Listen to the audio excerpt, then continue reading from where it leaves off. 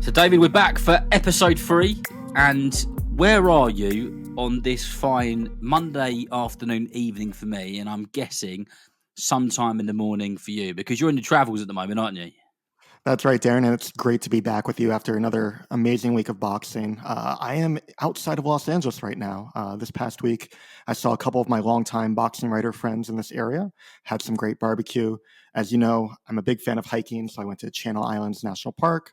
We'll be going to Joshua Tree later this week, and then off to Las Vegas as I begin my eastward trek back to DC. And in between these journeys, I've been writing and covering boxing as usual. I wrote an article for Boxing Scene about Artur Beterbiev versus Dmitry Bivol being the last in a long line of fights to name an undisputed champion. I wrote about Lamont Roach's perspective on his upcoming fight with Gervonta Tank Davis on December 14th. And I'm continuing to enjoy the never-ending adventure that is our sport of boxing. Speaking of which, your journey took you to an eventful card in Liverpool. I know that you did commentary. I know we'll be talking more in depth about the fights in just a little bit, but how was that ringside experience for you? It was great for a number of reasons. One, obviously, because the main event was fantastic, which we'll speak about. There was some good stuff on the undercard, but it was a bit of a special one for me because the reason I love boxing so much is because my granddad, who is sadly no longer with us, was a proper boxing fanatic, and he was a great boxer himself. And I remember when I was younger listening and hanging on to every word as he spoke about the championships he fought in and boxing in Liverpool and all the great Liverpudlian fighters who many people wouldn't have heard of. And it was my first time in the city. So to be there ringside in the M&S Bank Arena in Liverpool, surrounded by all the different Scousers and people who love the sport like I do, it was really, really, really special. So you got to watch it, did you? I got to watch the main event, and what a main event that was between Nick Ball and Ronny Rios. It's going to be one of our big topics today, so we'll talk about the main event in Liverpool. We'll spend a couple minutes on the undercard. We'll have a quick word on the boxing down under in Australia. We'll have an interview with John Scully, the assistant trainer to Artur Beterbiev, ahead of this Saturday's fight. And if you look on our podcast stream, you'll see an interview with Kathy Duva and Joe Rotunda of Main Events. Kathy Duva is the advisor to Dmitry Bivol. Speaking of which, we'll preview Artur Beterbiev versus Dmitry Bivol. We'll talk about our fighters of the week. So, with all of that in mind, that leads us into our top topics. The big fights of this past weekend and the huge event for this weekend to come. Let's talk about Nick Ball versus Ronny Rios. It was everything I thought it was going to be honest. And I don't know what it was like watching it on the TV, but there was a great atmosphere in there. Really, really good atmosphere in there. The Liverpudlians, the Scousers, they genuinely really love their boxing. And for those now listening to the third episode who have already listened to episode 1 and 2, you will start to get to know that I like a story. And I'm going to tell you a story about Liverpool. So I got to Liverpool Lime Street Station, a very famous train station in Liverpool, and I jumped into a black cab when I got there. And the driver said, "All right, mate, how's it going, lad? You okay, mate?" And I said, yeah, not bad. He goes, "How long you in the city, mate?" And I said, "I'm in the city for just tonight." "Oh, what you doing here, mate?" And I explained I was here for the boxing. And then he kind of looked at me in my suit and went, "Are you working?" And I said, yeah, I'm working, yeah. And then we basically he turned out he was a massive, humongous boxing fan. And then just had this humongous topic of debate around different boxers and who would beat who and whatever else. And like I said at the start, this is my first time in the city, and I knew that Scousers loved their boxing, but I really started to understand once I was there. And they made it electric in there. They really did make it electric in there. The place was bouncing.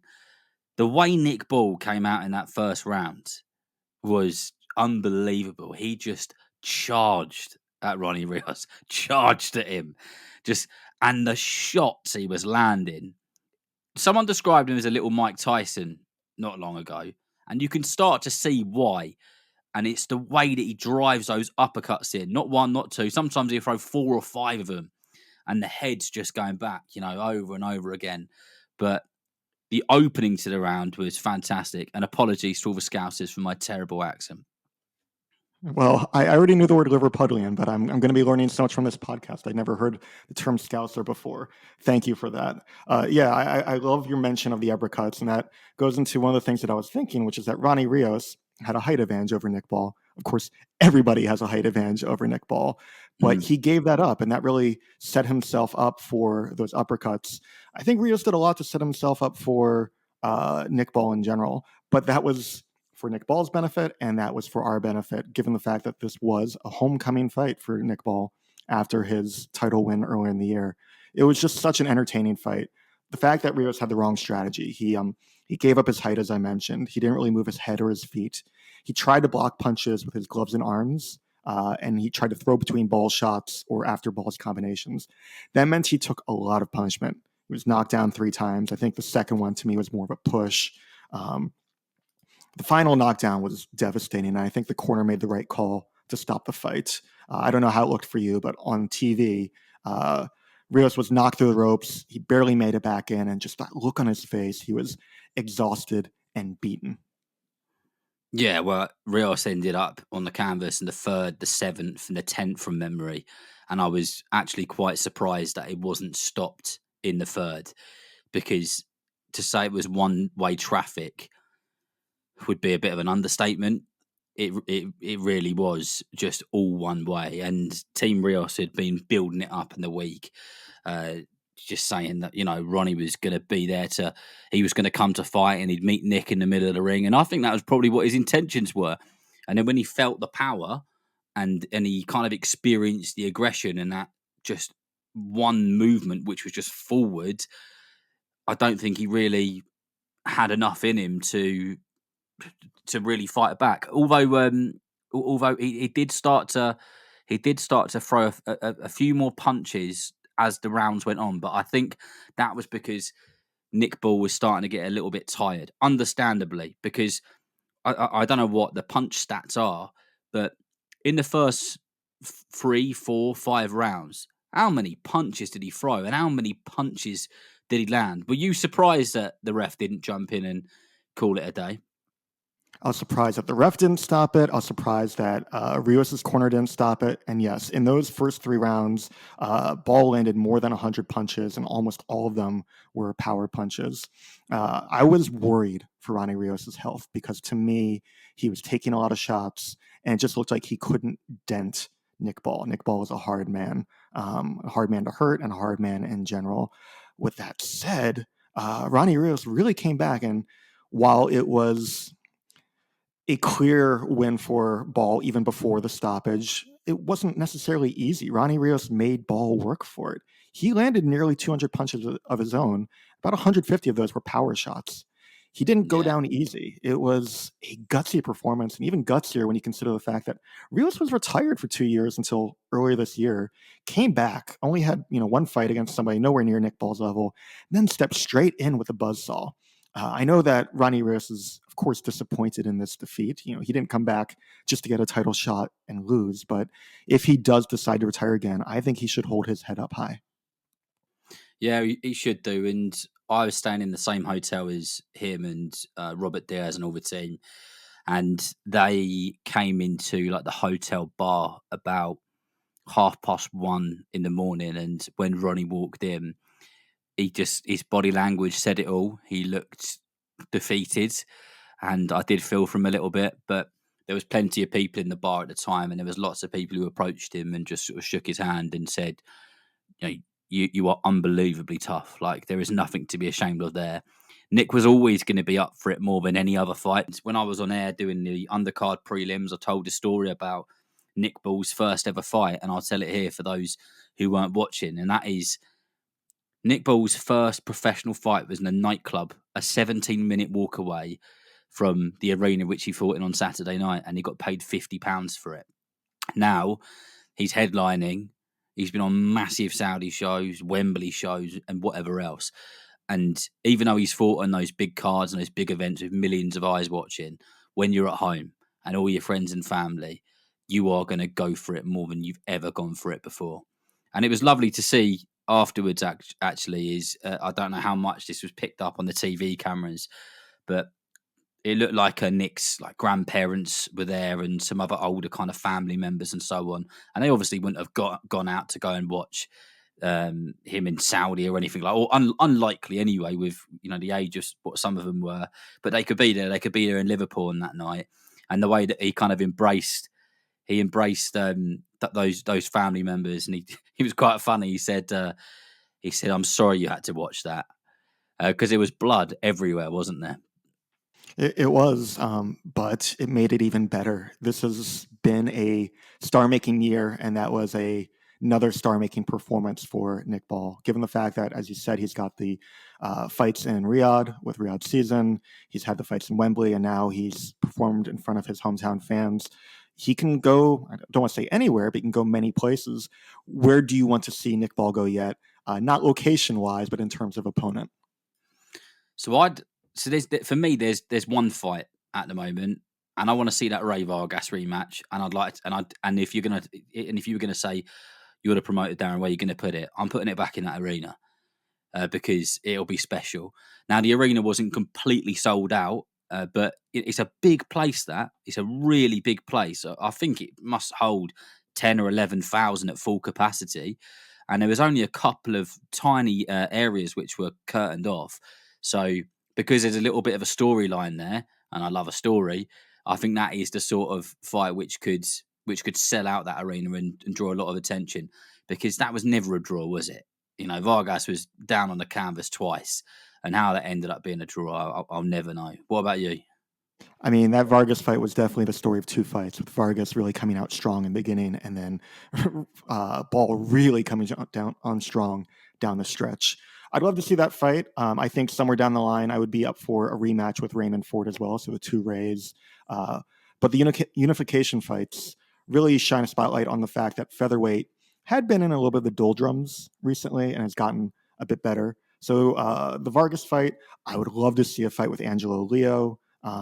I'd even like to see Ball versus the winner of the rematch upcoming between Rafael Espinoza and Robeisy Ramirez. One, because of its unification bout, but also just because of the visual element. Can you imagine Espinoza if he wins again? He's listed at 6'1", sharing the ring with Nick Ball, who's all of 5'2". That height doesn't seem to bother Nick in the slightest. And someone made a really good observation ringside. I don't even know who it was. It was someone I was sat next to. And they just nudged me and said, he really makes that height disadvantage an advantage, doesn't he? And I was like, yeah, he does. And then this guy was saying, because he uses it to kind of get inside, for one. But then he uses his forearm when he gets inside and gets underneath the guard. And that's when he fires those uppercuts in. But also another thing is, which this guy had said, and I thought that's another really good point, is that because of Nick's height, there isn't as much of him to hit. So, and his guard, his elbows and his gloves, when he's got a nice tight guard, there's not really much of him that his opponents can get a clear shot on. It's not like Ray Vargas, who's really kind of tall and skinny's not the right word, but you're the right. You'll come up with a better word than Lanky. that. Lanky. That when he's got his guard up, there's loads of exposed areas. So that does really work for Nick, and he's an exciting fighter. He's a good character. The city of Liverpool love him. That division is stacked with good fighters. He could go on for a really decent amount of time, I think, because it's not like he's really old or anything like that. He's coming to the end of his career. Like you said, it's been like a 12-month period of making him a star. And I guess I can't remember when the Isaac Lowe fight was at Wembley, which kind of put him on the map. But yeah, exciting. Do you think the American boxing fraternity will get on board with the Nick Ball train? I think they should. I mean, he's very entertaining to watch. This show was on ESPN Plus, and that was good for being visible to the American audiences. No matter what, if we're able to get more of these American fighters to face Nick Ball, I think that'll end up on US TV. If it's just more British fighters against Nick Ball, I think it's also worth watching. He is a great style. This is an overused comparison, but he is, in a way, a featherweight Mike Tyson. He's just so much fun to watch, no matter what. And I'm wondering how much longer he's going to be able to take this kind of punishment, but his style is the kind of style that I want to tune in for. That was just the main event, but it was an eventful undercard as well. I know you were there working on the broadcast. What were the highlights to you for the fights before Nick Ball? So I did the first 5 fights very early in the evening or in the afternoon. So we started 4 p.m. UK time. And the theme of the night was the Everton Red Triangle Gym. So those in the UK will be probably quite familiar with that gym. That's Nick Ball's gym.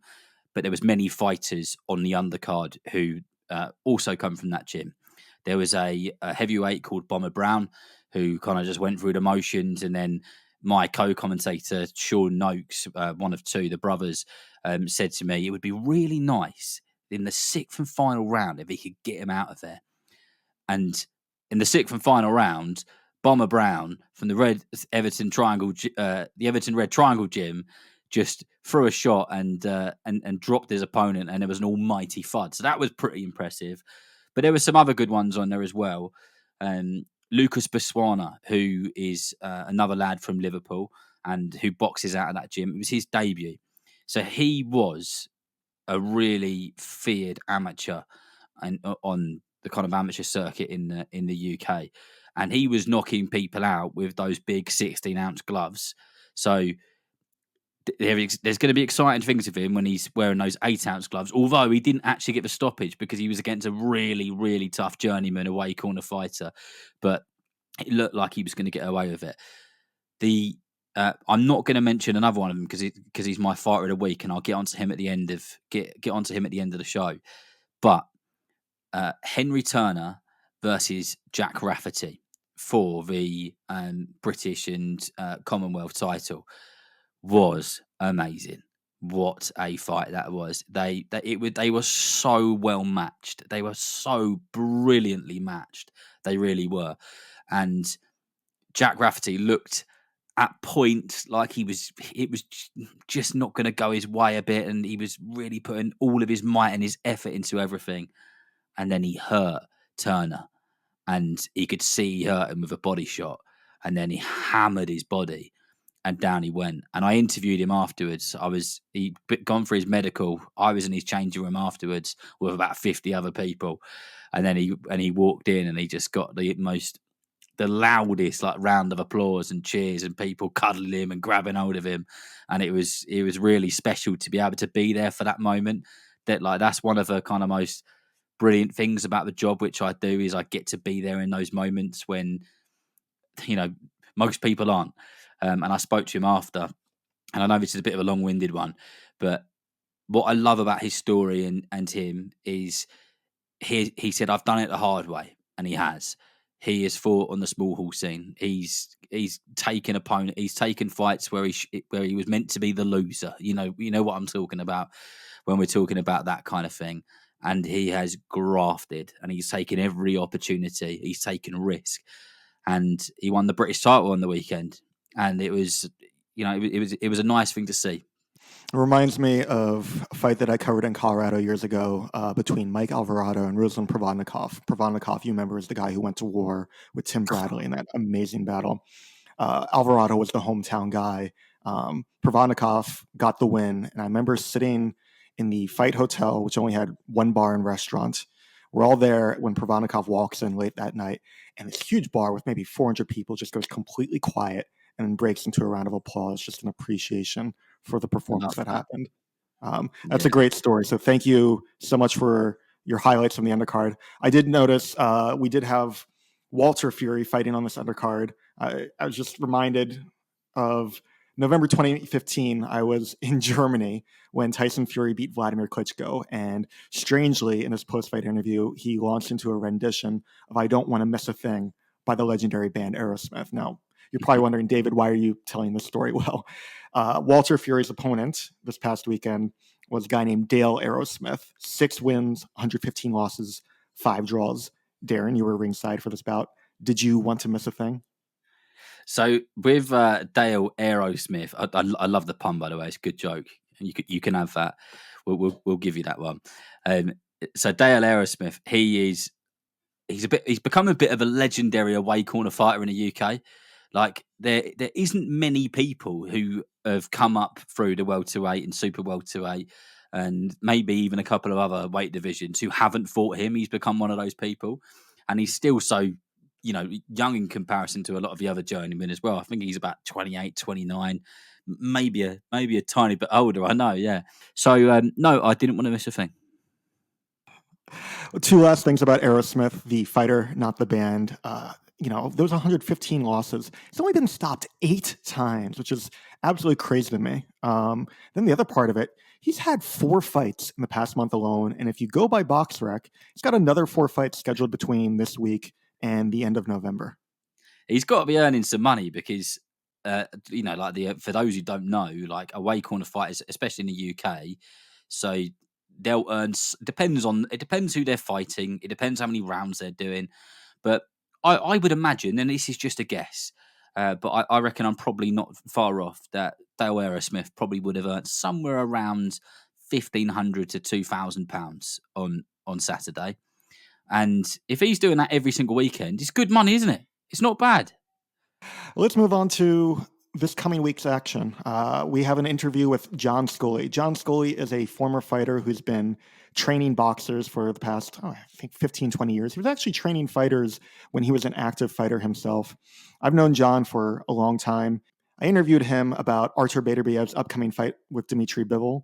Let's hear from him about why he thinks that Bivol is a very good boxer, but why he also thinks that Beterbiev is going to be able to defeat Dmitry this coming Saturday. So, John, I've known you for a while. You are a former fighter who's made quite a career as a boxing trainer. For people, though, who aren't as familiar, do you mind telling people about how you got into training and how long you've been training boxers? Well, the thing is, what a lot of people might not realize or know is that I was actually, when I was fighting myself, I was training amateur fighters. And I was literally in between my fights. I was going to national tournaments and I was going on international trips, and I was all over the country. I had national champions and local champions, regional champions. So I've always been a trainer. Even when I was in my teens, I was a trainer. So the transformation was really natural and easy. I actually trained a female world champion, Elizabeth Mueller, before my last fight, in the year 2000, I believe it was, or 2001. She won the world title at Foxwoods. So she was like my first, foray into the pro game was training her. And ever since, I've trained junior middleweight champion Jose Rivera. I trained Chad Dawson when he beat Bernard Hopkins. I trained Mike Oliver when he won the IBO title. I trained, for a time, Pito Cardona, Scott Pemberton. I've been with a few good fighters over the years, and it's been very natural for me to transition. Thank you. How long have you been working with Arthur? 8 years. Okay. And how did you get involved in that camp? Basically what happened was he wanted someone in the camp who had been a professional fighter before, to kind of relate to him on a certain level. And so Mark Ramsey, who's his head trainer, called me and, asked me if I wanted to come up and feel it out. And that was in the beginning of 2016. And I came up, and Artur and I did the pads, and I showed him a few things that I thought, would help. And he really liked it, I guess. And we've been together ever since. With multiple trainers, multiple team members, are there predefined roles in terms of like what you do for the team during training camp, what you do during a fight, what Mark does, what other people do? Right. Everything is very smooth. We're like the epitome of a team. And like when I got there originally, I used to ask Mark, all right, what do you want me to tell him? What do you want me to do? You lay the ground rules. And he just said, no, man, like you're here to tell him what you want to tell him. So he said, just do your thing. He goes, and I remember him saying to me, because a few times actually, people would interview me, and then they would say, they would call me Artur's trainer. And I would say, hey, man, I'm not his trainer, man. I'm assistant to the trainer. And I would tell Mark, man, in case he saw it. And I'd be like, man, I didn't say I was the trainer. And he goes, no, listen, I don't care about that. He goes, I just want Artur to win. I'm the trainer, but if people think you're the trainer, I don't care. And, so it's just that kind of relationship where, and then, but I always go to him, especially in the beginning of a camp. And I say, okay, what's the general idea for this fight? What are we trying to accomplish? What are we trying to do? So I tried to, follow his general blueprint. When you started working with Artur 8 years ago, how familiar or not were you with him?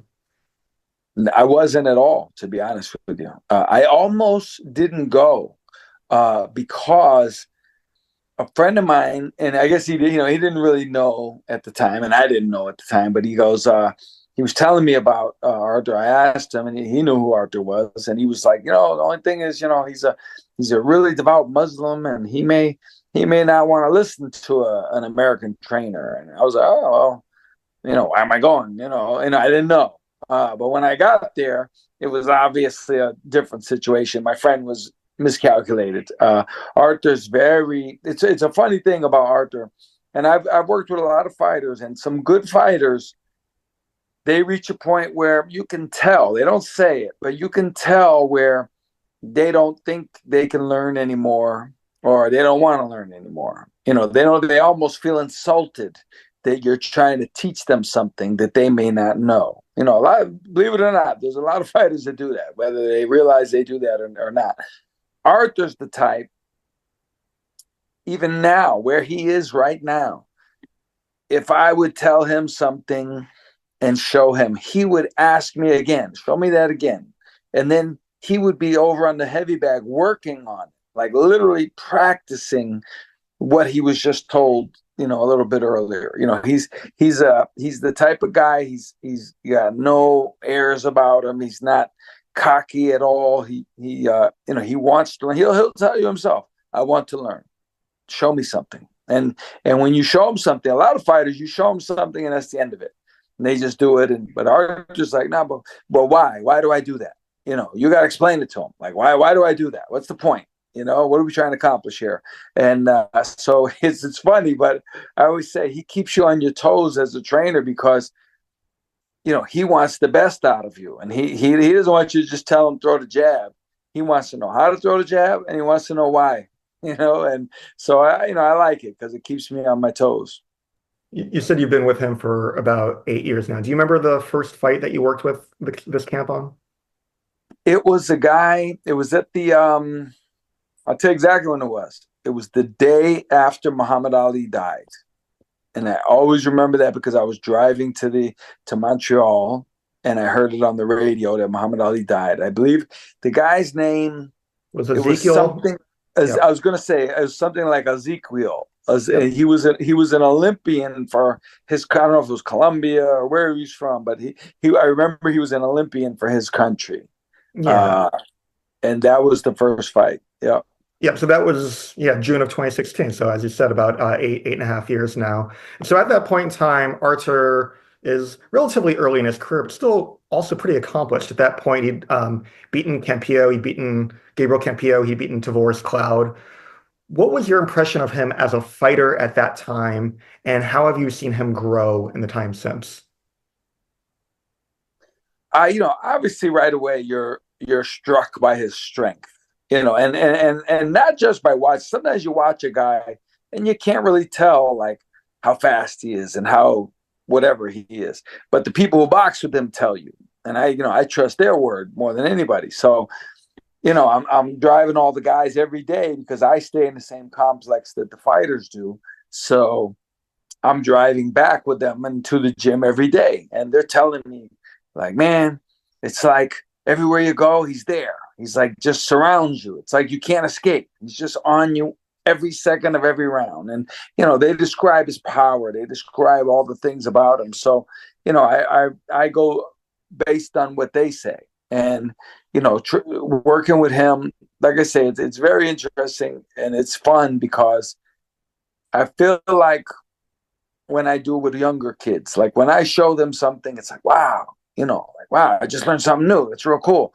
He's the same way. He likes to learn new stuff. It's fun. It's funny to me because he's so accomplished and so good. And, he had, 200 amateur fights, whatever he had. He's been to the Olympics. He was a world amateur champion. He did all these things.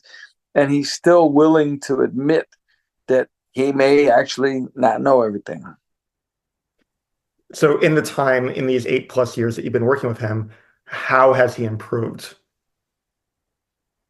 I believe just on my end, like what I focus on, I believe his jab is much better. I believe his body punching is existent now. He goes to the body now. Which I'm I worked with him a lot. Let's say that. I worked with him a lot on body punching. It's really nice when I see somebody on the internet will say, "Oh, that Artur, man, I love his body attack." And I say, "Man, it's cool. Like I helped him with that. It's good." And so I think he's improved just with, I'll say one thing. He has very good sparring partners. Every training camp, there's like anywhere between 3 and 6 guys. And all of them are good. Some of them are guys that I also never heard of till I see them. And I'm like, man, how come I've never heard of you? Like you're good. You're like really good. Like you're a good fighter. And we get guys from Spain, Germany, England, Australia. I mean, all over the world they come from to box with Artur. Just thinking through some of the fights that you've been working with him on, obviously the win over Alexander Gvozdyk, where Artur became the light heavyweight champion, the defenses against Marcus Brown, Callum Smith. Who would you say gave Artur the most trouble out of all the fighters that you've cornered him against? I thought Gvozdyk was the one fight where in my head I was like, at one like normally with Artur, he takes his time and he breaks you down. And I've said it many times, that this is my quote: 12 rounds is a tremendously long time to be in the ring with Artur Beterbiev. Like, I don't care how good you look early on. I don't care how sharp you look in the first or 2 rounds, because the 6th round is always going to be way different than the first round with him. But Gvozdyk had a good plan and he had the skills to match. And, there was, I can't say I was worried, but there was a couple points in maybe the 5th round, where in my head I was like, all right, let's start hitting the gas a little bit. Let's get this thing going. Artur started a little slow, but it's to be expected. He's in with a high class fighter. Gvozdyk was high class.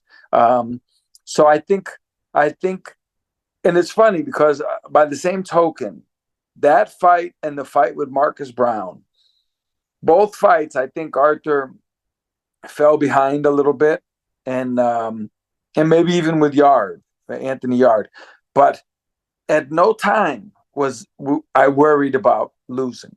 At no time, it never crossed my mind, because I just said, I know what he punches like.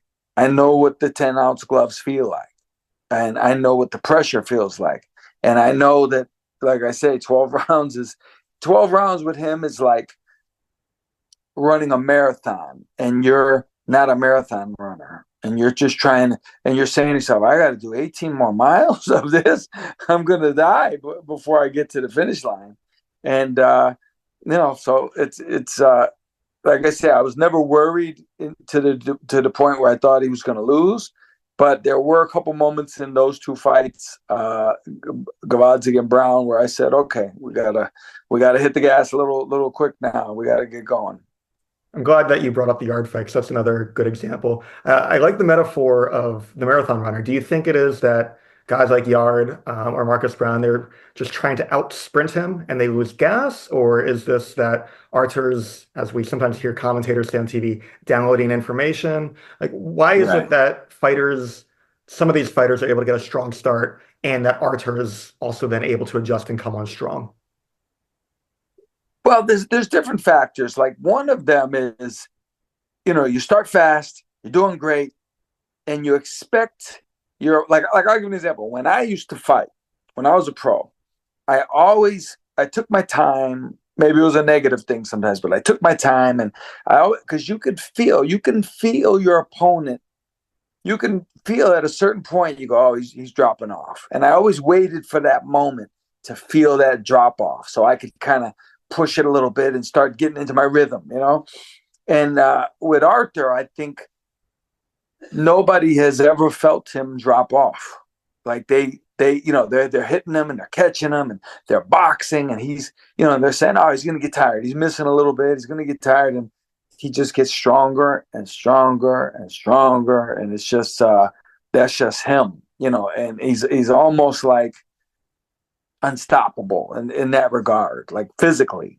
You're not going to get this guy tired. Like you're not going to win a war of attrition with him.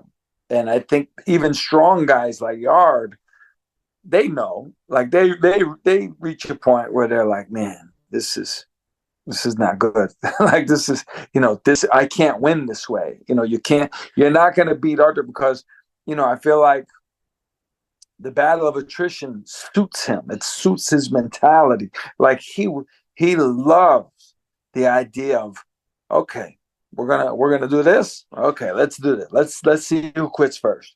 I think he would love for every fight to be that type of fight. And like I say, a smart boxing person, like if I was in the opposite corner, I would say, all right, we got to box this guy. It's no secret. Like everybody knows how Joe Frazier needs to beat Muhammad Ali.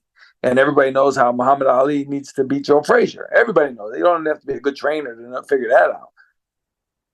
With Artur, what you have to do to beat it, but to get a guy willing to go through that and deal with that kind of power, they're not on every street corner. Yeah. Well, speaking of guys who would want to and would potentially be capable of boxing Artur, I know that you've spoken very highly of Dmitry Bivol over the years. What are your thoughts, exclusive of the upcoming fight? What are your thoughts on Bivol as a light heavyweight? He's good. You know what? I'll tell you what. I'm and it's weird to say because I'm different, because I shouldn't be. I should be the norm. But you ask guys, and I've been seeing this for 40 years in the game as a kid. Everybody talks bad about their opponent, right?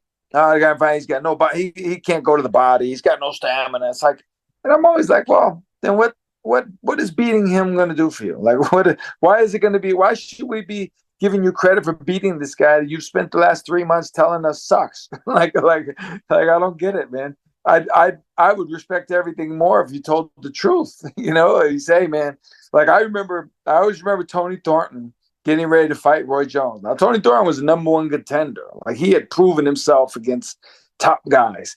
And when he got ready to fight Roy Jones at the last press conference, they said to him, Tony, so what do you think your plan is? What's the secret to beating Roy Jones? And Tony Thornton said, before the fight, he said, I was hoping you guys could tell me, because I don't know, and I respected that. He's being real. Basically, he's saying, look, I'm a good fighter. I'm going to go in and do the best I can, but I know I'm in with a superstar. I know I'm in with for me to tell you he's not that good, I'd look crazy saying it, so, that's to say Bivol's very good. I mean, obviously, he's very good. He's very skilled. He's very patient. And Artur's going to have to be on his game 100%. But I think his 100% against Bivol's 100%, I'm very happy with the matchup. Yeah, for sure. Given what you've seen of Bivol in his career, are there any fights that you've looked at that are instructive for how you are preparing for this fight? Not particularly, just because he basically fights the same way. Like his style is his style. His objective is his objective.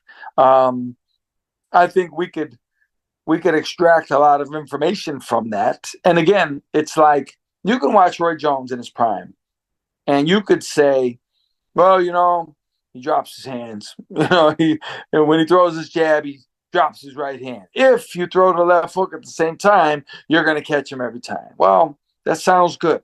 That sounds really good, Coach. Thank you for that insight. Now, find me a guy on earth who's going to be able to counter Roy Jones repeatedly, more than one time, lucky, and catch him with the left hook when he throws the jab. You know what I mean? So it's all about the execution. You know, I know what guys do and what they're like. I can tell you what Muhammad Ali's weaknesses are. Cassius Clay had a million weaknesses. Who's going to beat him? Nobody. There's nobody going to beat him. So all his weaknesses didn't amount to anything because people can't touch his face, you know, with a punch. So I think, but like I say, with the matchup, man to man and style to style, strength to strength, and all these things, I think at the end of it all, I think we have the better, you know, tools to toolbox. But Bivol is a very good boxer, and Artur's gonna have to be on his game. We're gonna have to be on the game in the corner. Everything's gonna have to be right on that night. David, really enjoyed that interview with John, and you can listen to the full interview on the United Boxing Podcast.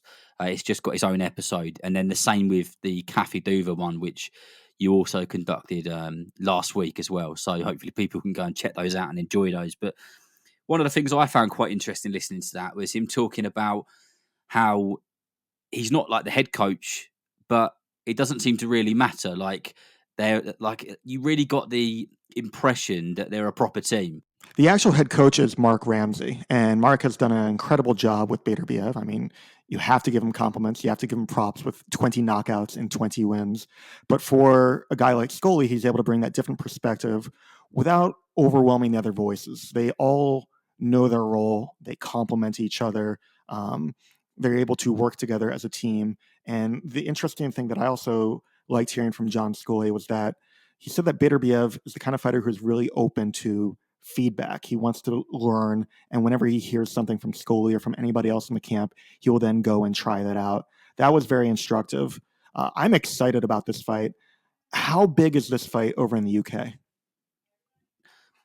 In terms of boxing people in the UK, it's massive. And I think it's even getting to that point where it's maybe just crossing over from boxing to other sports. Mike Costello, who's a fantastic broadcaster, and many people will be familiar with him being the lead broadcaster on BBC Radio for a number of years, and now he does all the stuff in the UK for DAZN. And he was speaking about fights and like the crossover and the connection, and he broke it into 3 categories. And he said there's fights which boxing fans will watch, and then there's fights which sports fans will watch, and then there's fights which everyone will watch. Now, the sort of fight which everyone will watch will be like the Manny Pacquiao versus Floyd Mayweather, that kind of level of fight. I feel like this one in the UK is in between 1 and 2. It's kind of crossing over to the sports fans because the knockout ratio of Artur Beterbiev, but then also the kind of skill, the slickness, the just overall ability of Dmitry Bivol. And so many people can't make a decision on this fight in terms of how it ends or how it goes, me included. Haven't got a clue. Have not got a clue how it's going to go. And that's what makes it so interesting, I guess, isn't it? It's so intriguing as a bout. And I guess because Beterbiev is a top-ranked fighter, he's been chucked on a lot of TV screens in America because of that ESPN connection with Top Rank. So would I be right in saying that a lot of people in America will know who Bivol and Beterbiev when we're talking about boxing people? I would say that Beterbiev is one of the 2 most well-known light heavyweights out there. He's been featured regularly on ESPN as well as streaming on ESPN+. But I think Bivol is the other big name. He's not as visually entertaining as Beterbiev is, but he's also the guy who beat Canelo Alvarez in 2022. And for that reason, I think a lot of people are going to be watching. I'm excited for this fight for 3 reasons. As we know, these are the 2 best light heavyweights in the world. This is a fight between a boxer and a puncher. Beterbiev has knocked out everyone he's faced. Is it going against Bivol, a boxer who was skilled enough to stymie Canelo Alvarez, one of the best fighters pound for pound in the world? And barring a draw, this fight is going to give us an undisputed champion at 175 pounds. It's going to be the first undisputed champion at light heavyweight in the four-belt era. And as I wrote in my Fighting Words column that came out this weekend on Boxing Scene, this is, depending on your perspective, either the 9th or the 11th undisputed champion in men's boxing just since 2020. So it's a big fight. I'm wondering what's going to happen when we have a great boxer against a great puncher. I think back to when Winky Wright fought Tito Trinidad. That was a great performance from Winky Wright, just completely shutting down a fighter who was known for his power, his aggression. Then again, I went back over this weekend. I watched Bivol's fight with Joe Smith. Bivol won that by a wide margin in 2019. But he was also badly hurt at the end of the 10th round. Yes, the shot was thrown and landed just after the bell ended that round, but the point still stands. Smith clearly wobbled Bivol, who wasn't defenseless. This was not a cheap shot. And I'm wondering what happens if and when Beterbiev lands cleanly himself. And to me, it's not a matter of if, it is just a matter of when. Yeah, I think that is a good observation.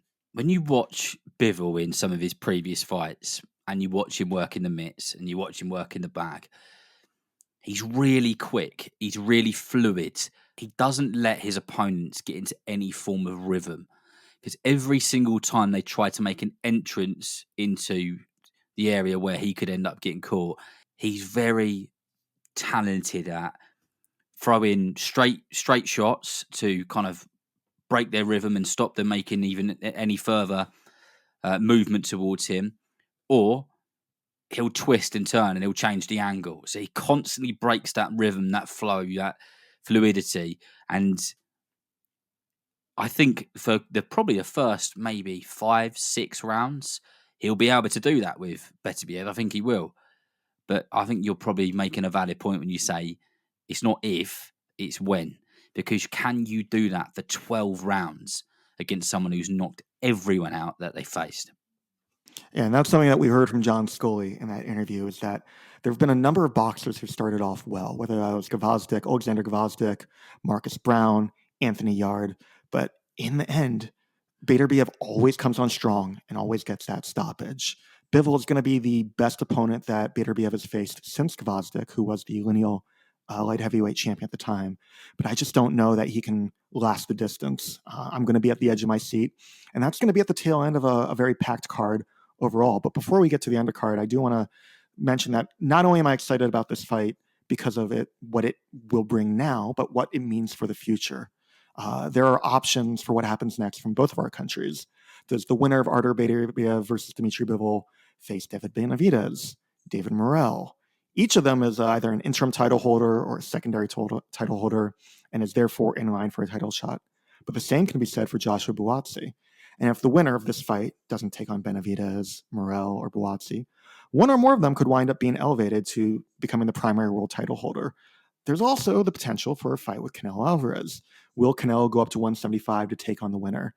I think that's more likely if Bivol is the winner. Canelo really wants to avenge that loss that he took in 2022. And I think win or lose, Bivol would want that fight as well. It's more money than he can earn in any other bout. It's enough money that even if Bivol was to beat Beterbiev and become the undisputed champ at 175, I could see him accepting a catchweight to face Canelo closer to 168. I know we're putting the cart before the horse here, but with the outcome of this weekend's fight, what do you want to see happen next? Well, I think you're right in terms of what the future looks like after this fight, as it kind of opens up a load of doors for other stuff to happen. But what my concern is concern the right word? I don't know. What my thoughts are, is there anyone in that division, seriously, who could genuinely have a chance of beating either of those fighters? I don't know if there is. I really don't know if there is, regardless of who wins. So I think the belts will just end up being distributed at some point down the line. But really, until you beat Bivol or Beterbiev, are you really the king of that division? No, and I think that that's what we've seen with some of these undisputed champions who have then been stripped of their belts or vacated their titles. They're no longer undisputed, but they're still the man in that weight class. I wasn't overly impressed with Benavidez or Morel in their debuts at 175. I don't think that Buatsi is quite ready yet. So honestly, it's maybe a good thing if the undisputed champion is stripped of a title, because that's less pressure on Benavidez, Morel, or Buatsi to face them and instead to face each other. And that way we can see them continue to grow, and whether they're ready to face Beterbiev or Bivol, or if they end up making their own claim to the throne later on, I think that's the right course of action. Well, that's the main event, but we also have a huge stacked undercard. We've got Opetaia versus Massey for the IBF and lineal cruiserweight title. We've got Skye Nicolson versus Raven Chapman, the rematch between Fabio Wardley and Frazer Clarke. Chris Eubank Jr. is facing Camille Zarameta, and Ben Whitaker is facing Liam Cameron. With that undercard, what are the fights that really stand out to you? For me, I'm going to go to the heavyweights and Fabio Wardley versus Frazer Clarke, the rematch. That is the one which excites me the most. I don't know if you got to watch the first one, but it was a bit of a heavyweight classic. They just hammered each other for 12 rounds. It was a proper like British heavyweight classic. So entertaining, so well matched, and what that last fight did, it kind of announced them not necessarily on the world stage, but potentially in the future. Because look at what we've been speaking about recently with Daniel Dubois, and I think I asked you a couple of weeks ago, is Daniel Dubois like the most improved fighter? Like, did you ever imagine he would be the heavyweight champion of the world in fighting in Wembley Stadium? With the way that the division's going, like, genuinely, you could see Daniel Dubois versus Fabio Wardley. They're both with Queensberry now. Or Daniel Dubois versus Frazer Clarke. That's the sort of fight which could happen off the back of that. So I'm really looking forward to the rematch. They need to settle the score. Hopefully, even if it's half as entertaining as it was last time, it'll be fantastic. And then the doors which it opens up afterwards in the next 12 months is what excites me even more. So I'll start with that one. I have got another one, but what's the fight you're most looking forward to? I mean, I'm excited about that same fight as well. As you said, the heavyweight division is stacked.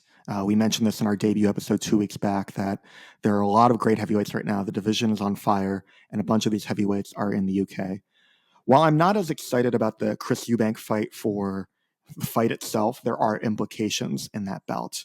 Whether that is Eubank going on to face one of the middleweight title holders, and we didn't mention that this past weekend, Janibek Elimkhanuli defended his 2 middleweight titles down in Australia versus Andrei Mikhailovich. So could Eubank go on to challenge Janibek or Carlos Adames, who also owns a title, or Erslandy Lara? Does he face Hamza Shiraz? Or could we get the rumored fight where Canelo Alvarez goes on and starts fighting overseas, faces Eubank in the UK next year? So that is one fight that stands out to me. I'm also excited for the Skye Nicolson Raven Chapman fight. This is the first women's world title fight in the UK. It's the first women's world title fight in Saudi Arabia. And given that Amanda Serrano seems to have left the featherweight division behind, I think the winner of this bout will begin to make a claim to who's going to be the queen of 126. That was my other fight, which I'm probably most looking forward to be honest, because I think Chris Eubank will win comfortably. I think Ben Whitaker will be too much for Liam Cameron, and I think Jai Opetaia will probably be too much for Jack Massey as well. But the Skye Nicolson versus Raven Chapman fight is a solid bout. Skye Nicolson is really, really slick, and she's a very technically gifted boxer. And when you watch her live, just the tiny little movements and the little tweaks and the things that she does makes her class. It makes her a really good operator. And then Raven Chapman technically isn't as good as Skye Nicolson, but maybe she's tougher and she's really got an aggressive style, and I think she will try and drag Nicolson into a bit of a dogfight. And if Nicolson, even for a round or two or a few moments, that could make it really interesting. There are the fights on this card that are fun for what they are. That's Clarke versus Wardley. That's going to be the main event. That's Nicholson versus Chapman, and they're the fights with future implications. We already talked about Eubank. The Opetaia fight that you mentioned has future implications, especially given the upcoming fight, the unification bout in November versus Chris Billam-Smith and Gilberto Ramirez. I know that Opetaia wants the winner of that bout. I know that Massey wants Billam-Smith if he was somehow able to score the upset. Yeah, that's. I don't think he'll. I don't think he'll score the upset. I think, yeah, Jai Opetaia will be just far too much for him. Lots of people disagree with me on that because we were talking about it on the weekend amongst kind of a few of the boxing journalists. They think that Massey will be okay, but I don't. However, I think that is still a good fight, Chris Billam-Smith versus Jack Massey. That's a good British showdown. It will do well. Both of them are exciting fighters, and it could be one to watch. But I've seen Billam-Smith and Opetaia have been having a bit of tit for tat, as they say, and they're obviously like quite nicely, building that up. It's like a bubbling cauldron. The way that's just a heat, just ever so slightly going up each and every week. But obviously, Chris hasn't got an easy fight when he fights Ramirez. And if he gets through that, then eventually that's got to happen, hasn't it? I think that's got to happen then. I'm hyped for it, and I'm hyped for the cruiserweight division in general. The 200-pound weight class used to be 190, but it's delivered for years, but it's largely flown under the radar. People haven't paid as much attention to it as they do for the heavyweights or for the light heavyweights. But with some of these fights that we have coming up and the ability for unification bouts to be made, there's going to be plenty of excitement in the ring. That's it for the big show in Riyadh this coming weekend. There's not really much else on the calendar of note between now and this Saturday. There's some prospects we're going to be fighting on DAZN on Friday. There are a pair of televised exhibition matches with some names out of the past. One of them involves Hector Camacho Jr., and the other featuring former 130-pound title holder Ocelino Popo Freitas. But the bigger deal is actually past this Saturday. It's a doubleheader, 2 different shows, 2 different days coming out of Japan. They're going to be early on Sunday and Monday mornings. These shows have 7 title fights in total. That's 2 title fights at bantamweight, 1 title fight at super flyweight, 3 title fights at flyweight, and 1 title fight at 108. Sunday's show, the main event, is Takuma Inoue, the younger brother of Naoya Inoue, facing Seiya Tsutsumi. The fight I'm most personally excited about is Kenshiro Taraji versus Christopher Rosales. You might remember Taraji for being a 4-division title holder, but Rosales was briefly a flyweight title holder before he lost to Charlie Edwards. And then on Monday's show, I'm really excited about Junto Nakatani against Pech CP Freshmart. Nakatani has been making waves in a way that Naoya Inoue has been making waves. He's been going through divisions and knocking out seemingly all comers. Nakatani is now a 3-division title holder. And there's talk that if he wins, he could face Takuma Inoue if Takuma wins the day before. And then if he wins that fight, he can move up to 122 to challenge Naoya Inoue. I know that some people might be wondering, why is this show about boxing in the United States and the United Kingdom talking about this? Well, these are some of the best fighters in the world. But beyond that, there are fighters in our countries, particularly in the UK, who could wind up facing some of these guys. Yeah, and one of those people is Dennis McCann, who had a fantastic fight against Beluta on an undercard of Derek Chisora versus Joe Joyce 5 or 6 weeks ago. And I know he was speaking to one of your colleagues in boxing scene quite recently, and a couple of the names that he chucked out there was Nonito Donaire and TJ Dehaney. And eventually, I guess he'd love that Naoya Inoue fight as well. Talking of the Inouis, whether he'll get there and he'll get it, I'm not sure. But that's a sort of fight which could catapult him onto the main stage and make him a bit of a crossover name. Not only going into Japan, but obviously for those who watch boxing around the world. So that's a sort of thing which could really put his name in lights, as they say. Yep, it's a great start to the week, and that's going to be a good week for boxing in general. We'll talk more about these fights in depth next week, but at the end of that week, there's the junior middleweight title fight between Bakram Murtazaliev and Tim Tszyu, and then in the UK, Adam Azim versus Ohara Davies. All right, it's time to move on to Fighter of the Week, where we talk about either our favorite fighters who were in action recently or somebody else who should be in the news. Darren, who's your Fighter of the Week? Last week it was James McGivern, who those who've watched my commentary or listened to my commentary and watched the prelims, you would have seen James McGivern in an absolute shutout fight where he controlled every moment of it, and he is and was a fantastic fighter. And this week it's another fighter who was on that card in Liverpool, and that is a guy called Jack Turner, who's only 22 years old. And if you look at his box rec picture, it must be a picture from his amateur days, because he looks a lot younger actually. He's 9-0 in the bantamweight division. He is what you call value for money.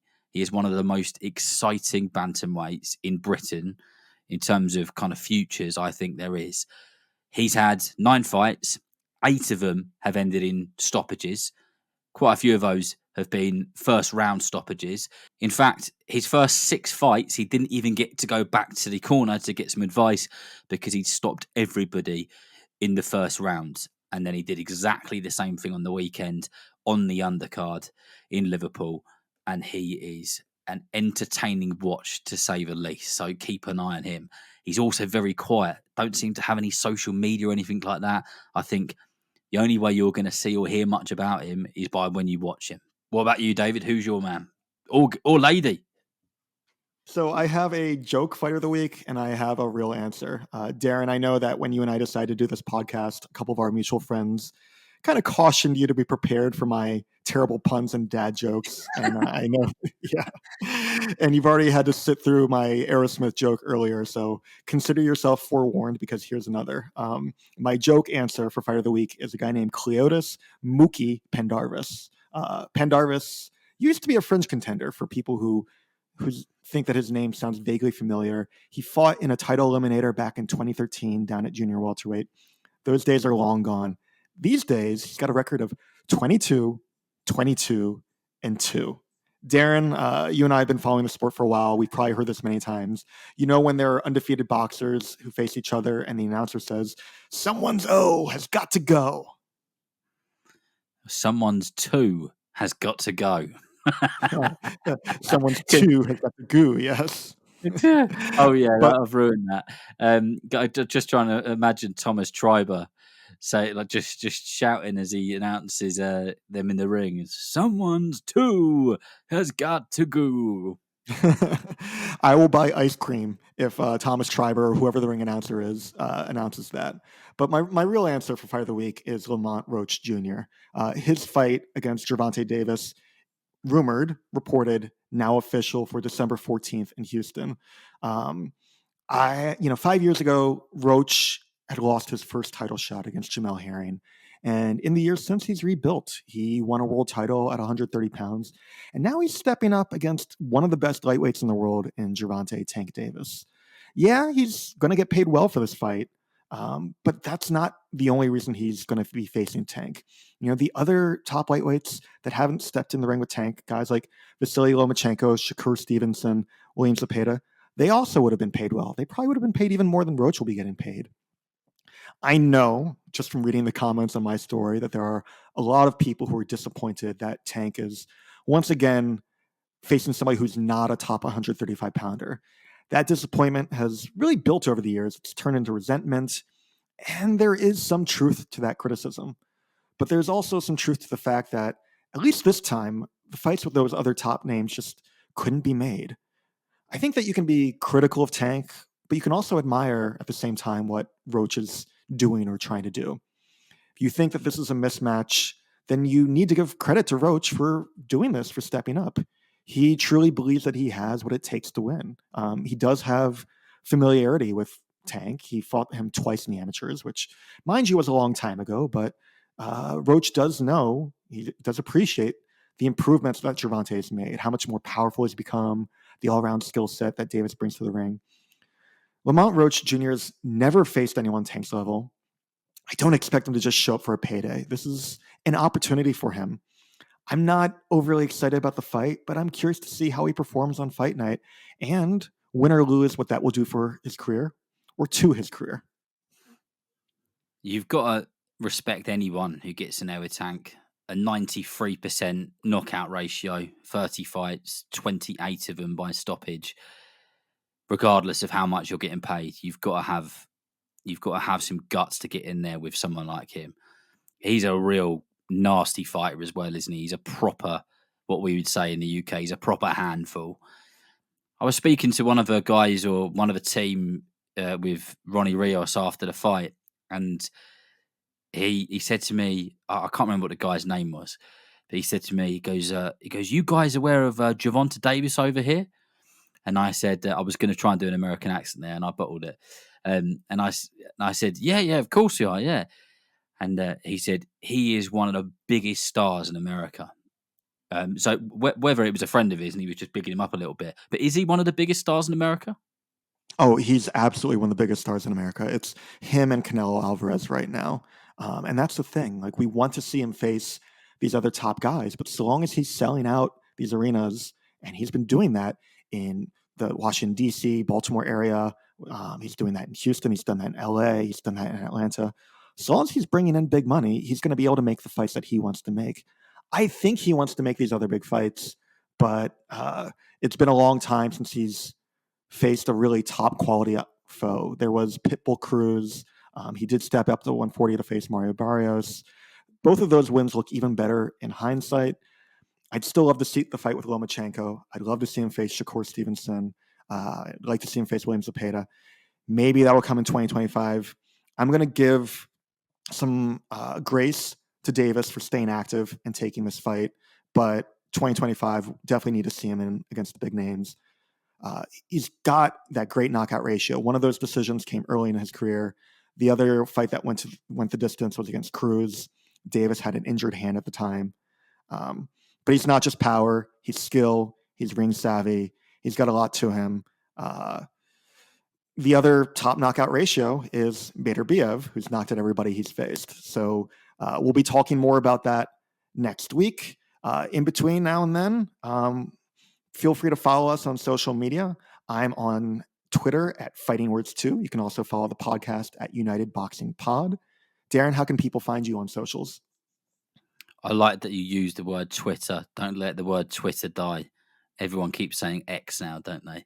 It's Darren Rees _ on all of my socials. And yeah, please do get in contact, people, with your thoughts and feelings around some of the topics that we might discuss, things that you'd like to hear us speak about on the podcast. Maybe there's some people in the UK and the US that you'd love for us to have on the podcast, and anything alike, really. We're genuinely really interested to hear what people want from this, because the boxing podcast market is quite a saturated market. So we're quite keen to make our show as different and as engaging as it can possibly be. But for now, thanks for listening, and we will catch you next week. Enjoy the boxing.